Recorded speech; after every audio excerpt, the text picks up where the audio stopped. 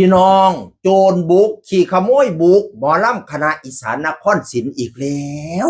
แม่คุณแม่ยกเข้าไปลักของลูกฮอดเต้นพี่น้องเอ๋ยฮอดหลังห้านว่าเป็นตาช่างคักแทกพี่น้องเอ๋ยแต่ว่าข้าเจ้าจับโจรได้เด้โดยชุดกองปราบปรามประจำอีสานนครศรีชุดกองสืบประจำอีสานนครศรีพระเอกเกมยอดไพกับไอ้แต้มเป็นผู้จับโจรพี่น้องเอ๋ยเหตุเกิดอยู่มื้อนั้นเขาเจ้าไปแสดงอยู่คลองหลวงทางกรุงเทพมหานครพุ่นน่ะพี่น้องเอ๋ยบัดนี้ช่วงเต้ยล่าประมาณ6 ทุ่มพะนะว่านั่นน่ะเต้ยล่าบัดนี้แม่อันนั้นแล้วก็เข้ามาสนิทกับลูกๆหลังห้านที่พี่น้องมาฮู้จักลูกๆบ่รับอยู่หลังห้านเพิ่นน่ะล่ะบัดนี้ช่วงเต้ยล่าปกติแล้วแม่อันนี้เราบ่ให้แจกทิปพะนะว่าเป็นตาสงสัยมื้อนั้นแจกทิปซุผู้ซุคนแจกทิปปั๊บผู้ละ100 200บาทเอาเงินมาแต่ละกระดอกกระเดียบัดนี้ช่วงลงจากห้านลงเต้ยพระเอกเกมบอลผ่านไปจ้าเอกกับไอ้แม่อันนั้นหลังห้านพอดีพี่น้องเอ๋ยบัดนี้ก็บ่ฮู้ว่าอีเกิดอีหยังเกิดขึ้นดอกเราก็บอกว่าสิไปแล้วพะนะว่านั่นน่ะบ่ทันได้ลาฮอดลูกชายเพิ่นพอซ้ำบัดนี้คือฟ้าวกลับแต่เขาเจ้าก็สงสัยอยู่ตอนแรกแล้วนะบัดแต่ลูกชายเพิ่นมาลงมาฮอดเต้นเห็นเงินยายเต็มอยู่คือสิแม่นฟ้าวเอาบัดเมียนบ่ดีนั่นน่ะเงินยายอยู่เต็มเต้นอยู่พะนะว่านั่นน่ะสำรวจเงินเสียจนพ่อเหี่ยพ่อแห้งพี่น้องเอ๋ยนอกจากว่าลูกชายหมอลำผู้นี้เงินเสียแล้วไปเบิ่งพระเอกตุ้ยใบพันก็เสียคือกันพะนะว่านั่นน่ะเขาเจ้าก็เลยสงสัยว่าต้องเป็นแม่ผู้นี้แน่นอนก็เลยให้ลูกชายนะว่าทำทาโทเอิ้นพะนะว่านั่นน่ะว่าแม่เจ้าอยู่ใดตอนนี้ลืมของกลับมาเอาของแน่ว่าซั่นว่านั่นน่ะไปโดนเติบแล้วแต่แห่งเราบ่ทันไปไกลเที่ยไปอยู่ปตทอยู่ใกล้ๆกับห้านนี่พะนะว่าน้อยบ่โดนแล้วก็ย่างมาพอแต่ย่างมาก็ได้สอบถามว่าเหตุการณ์ว่าเงินเสียอะไรทำไมขอเบิ่งนั่นเครื่องนี่แล้วก็เว้าโวกไปวนมาเว้าบายเบียงไปแนวนั้นแนวนี้เขาเจ้าขอดูก็บ่ให้ดูคันตำรวจมาจังสิให้ดูเผอิญตำรวจสายตรวจมันขี่รถไกลมาดีพอดีแล้วก็ทำเป็นผู้บริสุทธิ์ตำรวจเขามาผู้ใดเพิ่นน่ะอยากแสดงความบริสุทธิ์น่ะนะ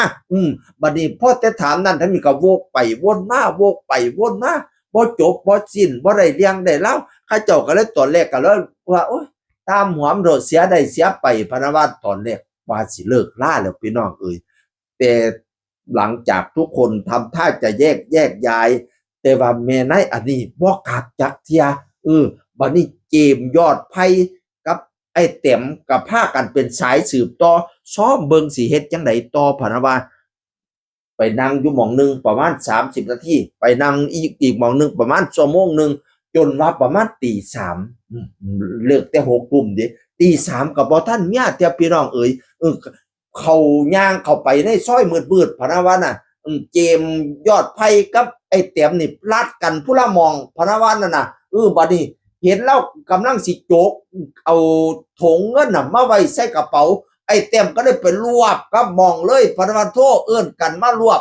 บัดนี้นี่พอแต่รวบได้แล้วก็ปฏิเสธความนั้นปฏิเสธความนี้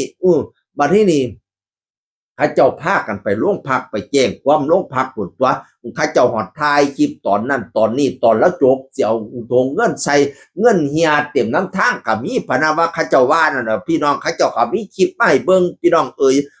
บัดนี้ก็ไปแจ้งความตำรวจพุ่นตัวแล้วก็ว่าให้ตำรวจว่าให้ผู้นั้นว่าคนนี้ประวัติก็บอกประวัติบ่ถูกต้องตัว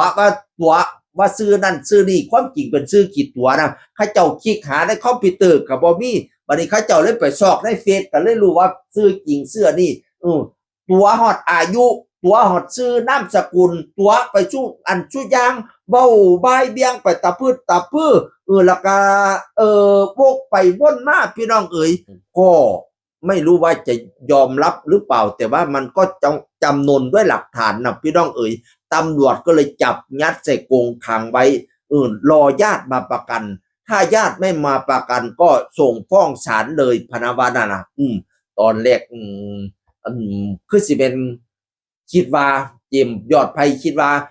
หมอลำส่วนใหญ่นะถ้าถูกลักถูกขโมยอย่างนี้ก็จะปล่อยให้แล้วไปเพราะว่ารีบไปแสดงที่อื่นต่อ สงสัยเราคิดว่าจังสี่ว่าซั่นแต่สำหรับทีมงานของเกมยอดไพ่นี่บ่เด้อสิเอาให้เป็นกรณีตัวอย่างสิจับให้เป็นกรณีตัวอย่างเลยพะนะว่าสิเอาเข้าคุกให้เป็นกรณีตัวอย่างเลยพะนะว่านั่นน่ะหมอลำหลายๆคณะถูกมาแล้วบ่อยากให้มันมาเป็นแบบนี้อีกพะนะว่าน่ะความจริงอีนายนี่บ้านอยู่ห้วยขวางพะนะว่าน่ะก็เดินทางมาไกลเติบดิพี่น้องสรุปคืนนั้นเกมยอดไพ่กับไอ้เต็มบ่พากันได้รับได้นอนย้อนว่าทำตัวเป็นสายสืบจับโจรพี่น้องจับได้กับหม่องกับบอล สมน้ำหน้ามึงว่าบัดเนี่ยจักน้อยก็สิได้ไปขึ้นศาลที่เพชรสันว่านั่นน่ะได้ฐานะพยานหรือฐานะผู้แจ้งความอะไรทำไมก็บ่รู้จักเราบอกว่าสิเป็นการขึ้นศาลเทื่อแรกของเราแต่เราก็เต็มใจที่สิไปภูมิใจที่สิไปพะนะว่าน่ะเพื่อบ่ให้อยากให้มันเกิดเหตุการณ์แบบนี้เกิดขึ้นอีกว่าซั่นว่าน่ะหลายๆคณะมีแต่ปล่อยผ่านเงินเสียของเสียกับปล่อยผ่านเนื่องจากว่าเฮาบ่มีเวลาโจรมันก็เข้าใจมันก็ได้ใจว่าโอ้ยหมอลำมันบ่มีเวลามาแจ้งความบ่มีเวลามาจัดการเฮาดอกมันก็เลยลักเอาเจมก็เลยว่าสิจัดการเคสนี้ให้เป็นเคสตัวอย่างเพราะว่าติดคุกหัวโตคัก ติดคุกจักปีแม่ลักของเนี่ยพี่น้องก็บ่รู้คือกันเนาะรอติดตามตอนต่อไปแล้วบอกว่าตอนของแม่เป้าเสียเงินแม่เป้าเสียกับทีมงานเกมยอดไพ่นี่เด้จับโจรได้พี่น้องเราเป็นสายสืบประจำคณะพะนะว่ากับไอ้แต้มเนี่ยนะสืบดูแลหลายเลี้ยงเล่าเพราะว่าอยู่ในคณะมันก็มีปัญหาหลายอันหลายอย่างลูกหลายพ่อหลายแม่มาอยู่นำกันลักของกันก็มีตีกันก็มีนี่ล่ะทีมงานนี่ล่ะเป็นผู้ดูแลควบคุมพะนะว่าเพื่อลดภาระผู้บริหารเพื่อดูแลเรื่องนั้นเรื่องนี้ก็ปวดหัวพอสมควรแล้วซุ่มข่อยก็เลยตั้งตนซุ่มข่อยมาปฏิบัติการดูแลเรื่องนี้พะนะว่านั่นน่ะ